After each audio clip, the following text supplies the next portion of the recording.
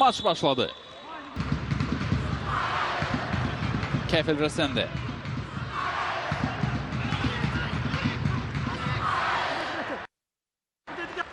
Yerle ötürme.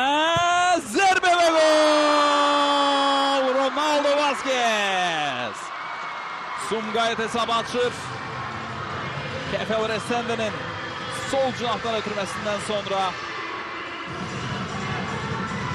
ciddi Resende klasik cinah hücumu ötürme ve elbette burada Roy Kehat'ı qeyd etmək lazımdır. Golun asistenti məhz Roy Kehat'tı. Arkası qapıya özüyle de götürdü. Bütün şəraiti yarattı. Ronaldo Vazquez'e sonuncu ise hedeften yayınmadı. Ve indi. Sol cinahdan Resende baxır qapıya özü yoxluyur. Ve Kamran İbrahimov son anda toxunuş etdi. Kefil Resende. Baxır tekrardan.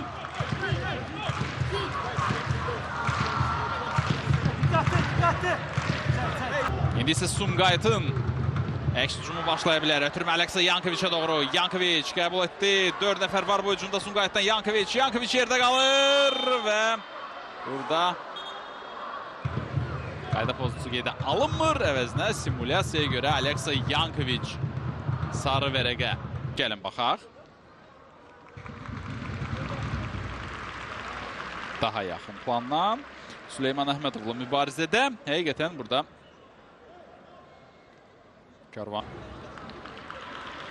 Amma ola bilsin müəyyən bir təmas var idi və hər hansı bir təmas. Baxın bu rakursdan artıq biraz fərqli görünür. Odur ki indi var. Əgər məsləhət görsə o zaman Rəvan Əmzizadə özü gedib baxacaq bu epizoda. Belə olan halda əgər penalti təyin olunsa o zaman Aleksa Yankovic'in vərəqəsi də digər maçlarda isə ehtiyatda olur və bugün onu keçmiş komandasına qarşı, Sumgayet'e qarşı oyuna buraxır bir haldı. Amma hələ də bu ehtimaldır.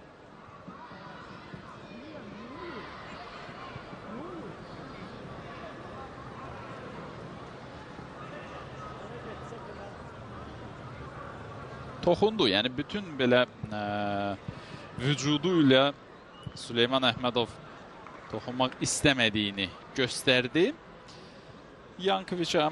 Amma biraz toxunuş var idi. İndi baxılır, dəyərləndirilir epizod. Bax, bu rakurs məncə həlledici rakursdur. Bu rakursa hansı qiymət veriləcəksə qərar da olacaq. Yəni buradan əslində hər şey görünür. İndi bu toxunuş, bu hərəkət penaltiyə səbəbdirmi? Fikir verin, top biraz sanki fərqli istiqamətdə gedir. Thompson Gavi də oradaydı. Görək. Baxdı. Rəvan Əmzizadə qərarını verdi və penalti yoxdur. Qərar qüvvədə qalır. Süleyman Əhmədov. Süleymanın ötürməsi. Başla qapı qarşısına. Zərbə və burada təhlükə davam edir. Zərbə və gol! 1-1. Joy Slade-Michels. Karvan ilk dəfə bu maçda hücumu zərbə ilə tamamladı və bu zərbə gol oldu. Joy Slade-Michels. Karvan 5 oyunluq fasilədən sonra. Süleyman Əhmədov burada sol ayağıyla ötürməni etdi. Başla qapı qarşısına ötürülən top. Mehdi Cənnətovun da burada bir qədər epizoda müdaxiləsi nəticə vermədi. Qarışıq bir vəziyyət. Cənnətov Pedro Pinto ilə burada toqquşdular. Faktiki olaraq Sumgayet'in qapıcısı Pedro Pinto'nu burada zərərsizləşdirdi.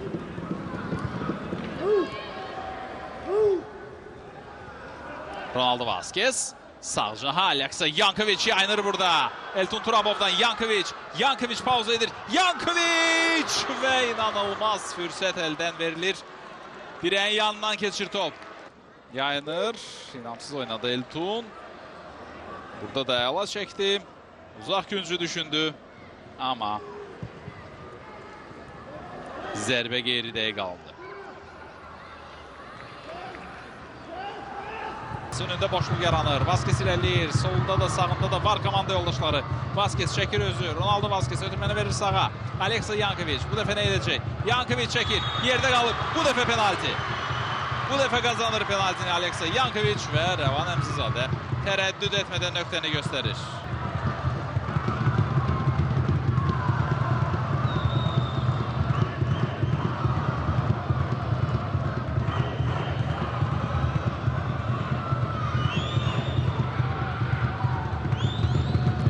Təkrarını izləyirik müxtəlif rakurslardan. Burada çox aşkar şəkildə ayağını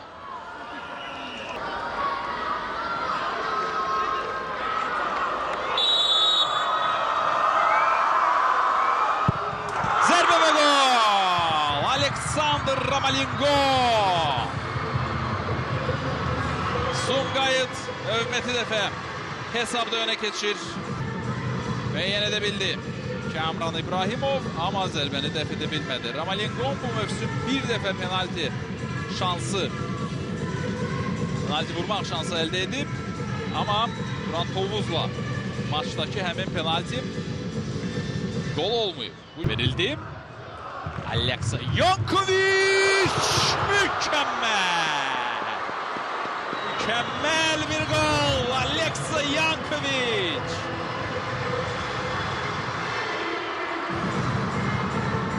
Bu oyunda qaçırdığı bir neçə fürsətin əvəzini ikrarına Aleksa Yankovic. Kamran İbrahimov ümumiyyətlə kullanmadı bu topa, amma istənilən halda çox çətin bir top idi qapıcı üçün. Fikir verin trayektoriyaya və Kamran İbrahimovun üz çizgilərindən də bu zərbənin nə dərəcədə verildiyi izləyək. Uzaqlaşdırır topu. Kərvan futbolçuları təhlükə davam edir və burada 50 oyun Sumqayıt futbolçularından Rəvan Əmzizadə oyunu saxlayır. Bu imkandan yararlanaraq maraqlı bir oyun ortaya qoymağı bacarırlar. Ara sıra çox maraqlı kombinasiyalar görürük. Tək toxunuşlu ötürmələr. Gəlin baxaq. Burada bəli, burada sanki bəli, bax bu rakurs daha aydındır. Joyce Slade Mikkelsin əli dəyir topa.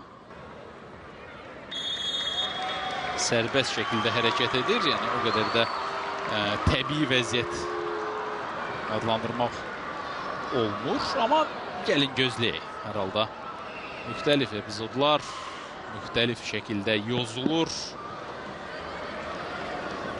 Bəzən eyni epizodlar müxtəlif şəkildə yazılır. Gəlin gözləyək görə yekun qərarına olacaq. Burada həqiqətən top Joyce Slade Mikkelsin əlinə dəymişdi. Sonra Rüstəmin əlinə toxunuş oldu, amma ilk toxunuş Mikkelsin əlinə dəydi. Bu səbəbdən var. İndi epizoda baxır və bəli. Daha bir penalti təyin olunur Karvan Yevlaxın qapısına.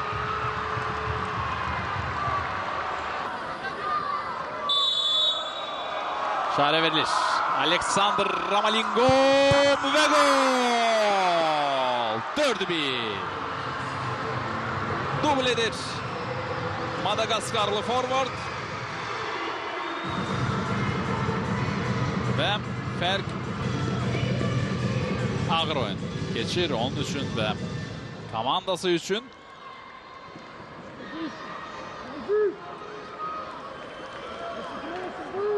İlk hissədə də kifayət qədər çətin idi. Sadəcə ilk hissədə sona yaxın Karvan özünü toparlayıb bir gol vura bildi. Hal